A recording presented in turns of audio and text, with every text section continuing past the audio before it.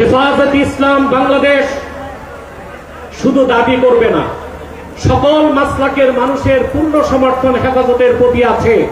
কারণ হেফাজত হচ্ছে বাংলাদেশে সর্ববৃহৎ ইসলামী অরাজনৈতিক সংগঠন। আজ আমি এই জনতার পক্ষ থেকে, বাংলাদেশের কোটি কোটি মুসলমানের পক্ষ থেকে হেফাজতের সম্মানিত আমিরের কাছে বলবো, হেফাজত রাজনীতিতে যাবে না, কিন্তু রাজনীতি নিয়ন্ত্রণ করতে হবে। 53 বছরের ইতিহাস আমাদের কলঙ্কিত। আলেম ওলামা পীর মাশায়েখ আর মাদ্রাসা ছাত্রদের পবিত্র রক্তে পা রেখে তারা ক্ষমতায় যায়, আর ক্ষমতায় যে ইসলাম ও মুসলমানকে চ্যালেঞ্জ করে। এই সুযোগ আর দেওয়া হবে না।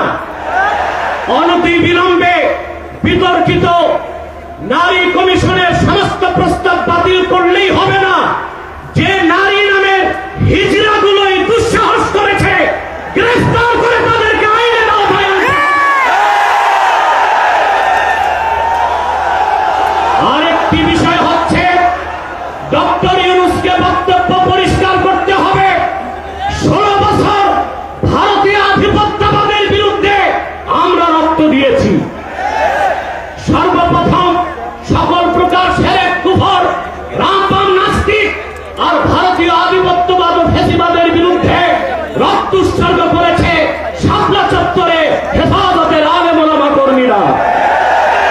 সেই আন্দোলনের আগ্নেয়গিরিতে 5ই আগস্ট ছাত্র জনতা আগুন ধরিয়েছে শুধু। অতএব আলেম ওলামাকে বাদ দিয়ে কোনো সিদ্ধান্ত মেনে নেওয়া হবে না। ডক্টর ইউনূস সাহেব পরিষ্কার করুন, মানবিক করিডোরের নামে বাংলাদেশকে ইন্দো প্যাসিফিক অঞ্চলে যুদ্ধের দিকে ঠেলে দিবেন না।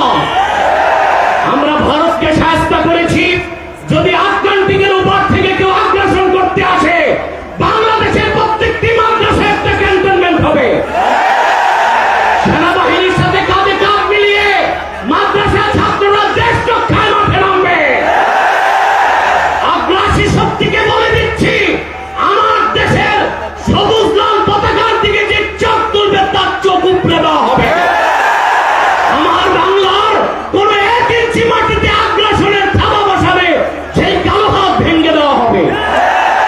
বিদায় লগ্নে আরো 3টি দাবি আমাদের পক্ষ থেকে। ব্লাসফেমি আইন করতে হবে, freedom of expression, freedom of speech. বা স্বাধীনতার নামে ইসলাম বিরোধিতা যেই করবে তাকে আইনের আওতায় আনতে হবে। আমার দেশে অসংখ্য আলেম ওলামা, নিরীহ মানুষকে জঙ্গি তকমা দিয়ে কারাগারে রাখা হয়েছে। যদি বাবর সাহেব মুক্তি পায়, তাহলে যে সমস্ত আলেম ওলামা জঙ্গির মামলায় ভিতরে, তারা কেন মুক্তি পাবে না? তাদের মুক্তির আগে সংস্কার না, নির্বাচন হতে দেওয়া হবে না বাংলাদেশে। আমার 7ম দাবি, হেফাজতের পক্ষেই বাংলাদেশের সমস্ত মাসলাককে এক প্ল্যাটফর্মে আনা সম্ভব একটি দাবি আদায়ের লক্ষ্যে। সেটা হচ্ছে বাংলাদেশে কাদিয়ানীদেরকে অবশ্যই অমুসলিম ঘোষণা করতে হবে। হেফাজত যদি ডাক দেয়, তাহরিকে খাতমে নবুয়্বত সহ সারা বাংলাদেশের মাসলাক আসবে। আমরা কাদিয়ানীদেরকে অমুসলিম ঘোষণার দাবি আদায়ে যদি জান ও মাল দিতে হয়, কারা কারা প্রস্তুত আছি। আখির দাওয়ানা আলহামদুলিল্লাহি রাব্বিল আলামিন। ওয়াসসালামু আলাইকুম ওয়া রাহমাতুল্লাহি তাআলা ওয়া বারাকাতুহু।